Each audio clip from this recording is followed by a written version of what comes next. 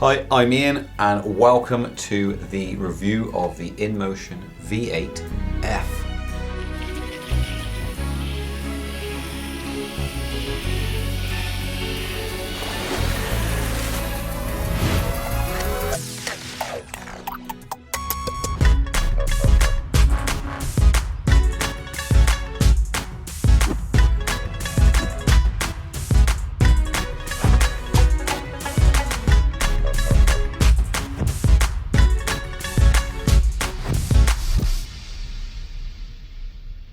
So from the straight off the old bat, the V8F looks pretty much the same as the V8. So you could probably call it a facelift model to a degree, except there are some performance differences, which we'll go into in a bit. But the design is pretty much exactly the same, except from the side pads, which are an improvement, I must say. The way the design is really nice. The soft padding is sort of specifically bespoke made for the little protrusion on the side there.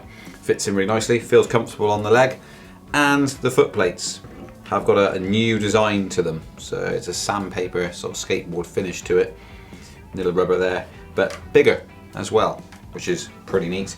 But otherwise, it's basically the same as the V8.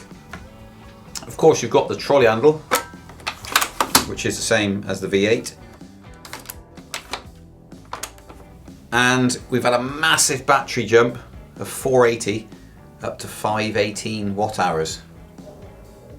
What will you do with all that extra battery power? I do ask you.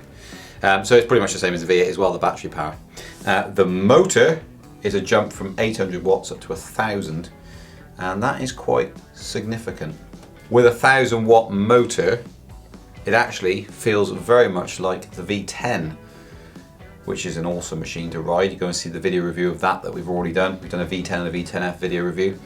The way this delivers power is so similar to that, apart from, of course, it's in a 16-inch wheel, more or less the same size as the V8, just a slightly wider tyre.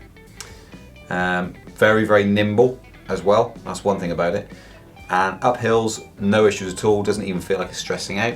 When we went to the skate park, going up and down those ramps, even when I was playing about after we finished filming, going really slow up the steep inclines, it just pulled like a trooper. It was no issue at all. It didn't jolt or anything, feel like it was being strained. It goes up them, no issue at all, even at slow speed. It's got so much torque.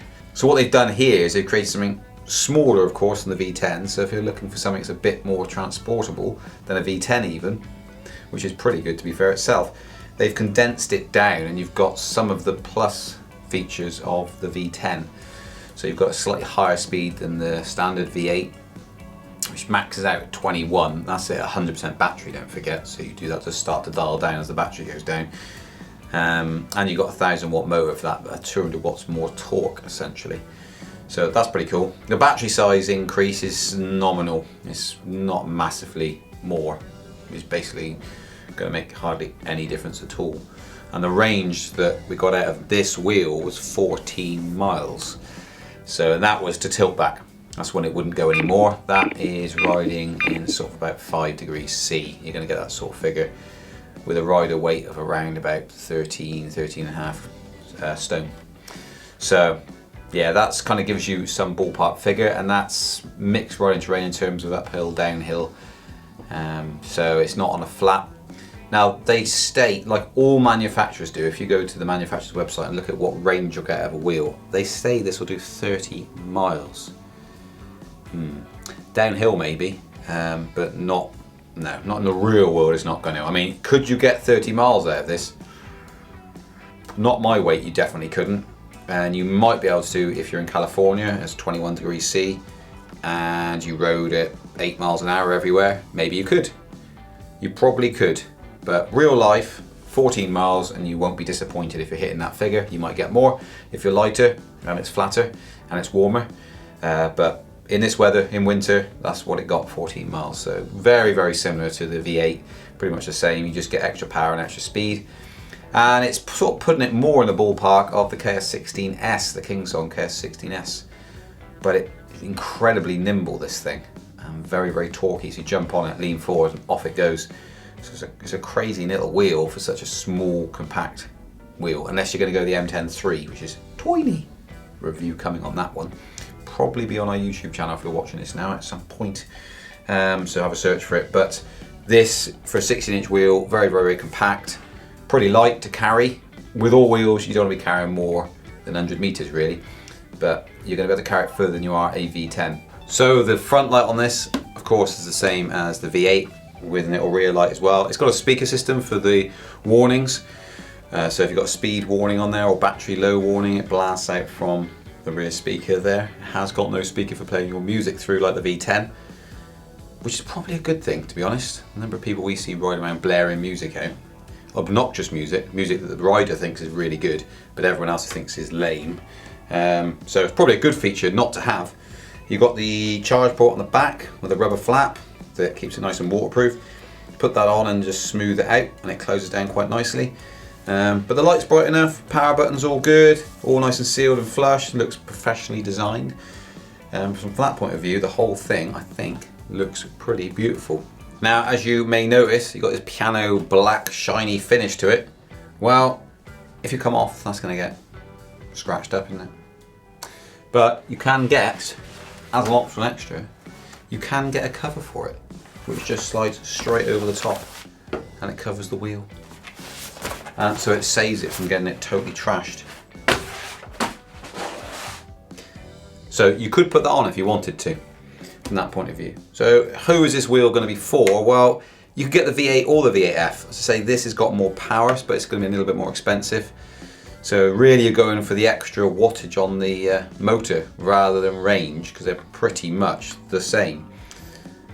So from that point of view, if you need that bit of extra torque, bit of extra power, you could be a heavier rider that you need that for, or you could live in a hilly area, then that's going to work to your advantage. So both the V8, V8F are for someone really is in town and city use, and who's within a 14-mile travelling distance.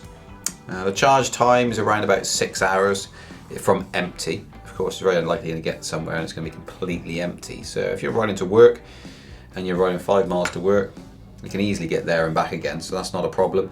And you can always take a charger with you and charge it at work if you're allowed to. If you're allowed to plug it in, it's small enough to go into your desk, alongside your desk. It's not going to get in the way. It's not one of those big, massive 18-inch wheels. So it's very, very portable. So you can pick it up and carry it around. Solid carry handle. The button underneath, hear me clicking? That is great. So you're riding along, want to put it on the train or the bus, just pick it up and it automatically shuts off. It doesn't spin out. So that's a great little feature as well, the cut off. So the wheel stays on. You pull the trigger and you can just pick it up. It doesn't spin out or anything crazy like that. Put it back down again, let go. It's leveled out again and you can stand on it and ride off. So yes, definitely worth checking this out. Hopefully this video review has helped you in giving you an overview of the V8F.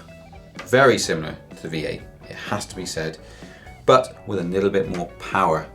So it might be for you. If you've got any questions, comment below. Please like this video, share it, and get over to electricpeople.org and sign up and add some content, and also speedyfeet.co.uk. There we go. I will see you on the 250 kilometer review of the V8F.